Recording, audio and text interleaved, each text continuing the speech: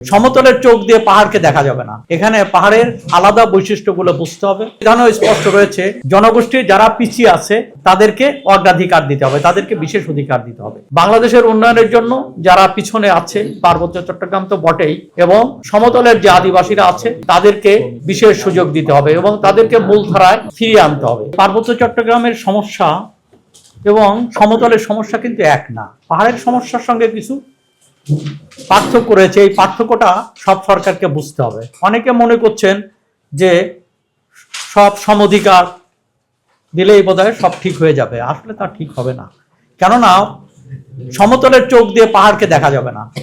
এখানে পাহাড়ের আলাদা বৈশিষ্ট্যগুলো বুঝতে হবে এবং আমাদের সংবিধানেও স্পষ্ট রয়েছে, জনগোষ্ঠী যারা পিছিয়ে আছে তাদেরকে অগ্রাধিকার দিতে হবে, তাদেরকে বিশেষ অধিকার দিতে হবে এবং এই বিশেষ অধিকার এবং অগ্রাধিকারের পোস্টেই পার্বত্য চট্টগ্রাম বাস্তবায়ন চুক্তি বাস্তবায়ন হওয়া দরকার। এই চুক্তির মধ্যে দিয়ে কিভাবে তাদের এই অধিকারগুলোকে সংরক্ষণ করা যায় সেটা এখানে বিস্তৃত রয়েছে।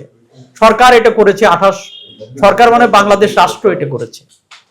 তো সেই সময়ের সরকার করা মানে রাষ্ট্র এটাকে গ্রহণ করেছে, কিন্তু 28 বছরে তার বাস্তবায়ন হয় না। এটা দুঃখজনক ঘটনা। তো এই ব্যাপারে আমার মনে হয় যে রাজনৈতিক দলগুলো এখন পর্যন্ত তারা বক্তব্য দিচ্ছেন, তারা বলছেন যে পাহাড়ের এবং সমতলের মানুষের অধিকারের কথা তারা বলছেন, কিন্তু স্পষ্ট করে পার্বত্য চুক্তি বাস্তবায়নের কথা আমি এখন পর্যন্ত সেইভাবে শুনি নাই। আমার মনে হয় এটা স্পষ্ট হওয়াটা দরকার, তাদেরকে স্পষ্ট করা দরকার এবং তাদেরকে এটা বোঝা দরকার যে পার্বত্য চট্টগ্রামকে অন্ধকারে রেখে কিংবা সমস্যার মধ্যে রেখে বাংলাদেশের উন্নয়ন হবে না।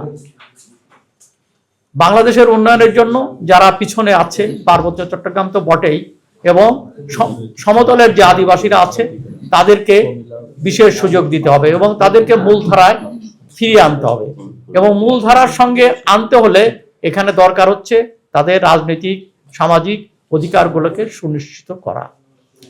তো সেই জন্য চুক্তিটা বাস্তবায়নটা খুবই গুরুত্বপূর্ণ এবং যারাই ক্ষমতায় আসেন এবং বিগত দিনে যারা ছিলেন কেউ এই চুক্তির যৌক্তিকতা নিয়ে কিন্তু কেউ প্রশ্ন করেন নাই, কিন্তু কেউ এটাকে বাস্তবায়নের জন্য যা যা কার্যকর পদক্ষেপ গ্রহণ করে নাই।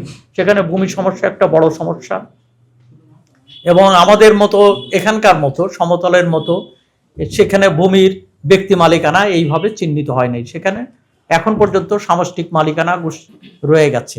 তো সেইগুলো তাদেরকে সেই আলোকেই এখানে ভূমি সমস্যার সমাধান করতে হবে।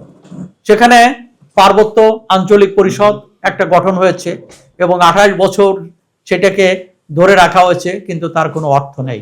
এটাকে নির্বাচিত আঞ্চলিক পরিষদ গঠন করা দরকার এবং এই নির্বাচিত আঞ্চলিক পরিষদ গঠন করতে হলে 3 জেলা পরিষদের নির্বাচন দরকার এবং পাশাপাশি আঞ্চলিক পরিষদের নির্বাচন দরকার। এ ব্যাপারে সুস্পষ্ট একটা নীতিমালা আমার মনে হয় হাজির করতে হবে, রাজনৈতিক দলগুলোকে বোঝাতে হবে। পার্বত্য চট্টগ্রাম চুক্তি বাস্তবায়ন পরিষদের পক্ষ থেকে রাজনৈতিক দলের আমার কাছে মনে হয় যে প্রায় সব দলের কাছে এটা যাওয়া হয়েছে এবং বক্তব্য পৌঁছে দেওয়া হয়েছে। তারা বিষয়গুলো সম্পর্কে সুস্পষ্ট বক্তব্য দেবেন এবং নির্বাচনী ইশতেহারে তারা প্রকাশ করবেন। ইতিমধ্যে 2-1টা দল নির্বাচনী ইশতেহার প্রকাশ করেছে, অন্যদের জন্য আমরা অপেক্ষা আছি। আমার মনে হয় তারা সুস্পষ্ট করবেন। যারা এখন পর্যন্ত বিষয়টাকে তাদের নির্বাচনী ইশতেহারে অ্যাড্রেস করেননি, আমরা মনে হয় তারা এটাকেও যুক্ত করবেন।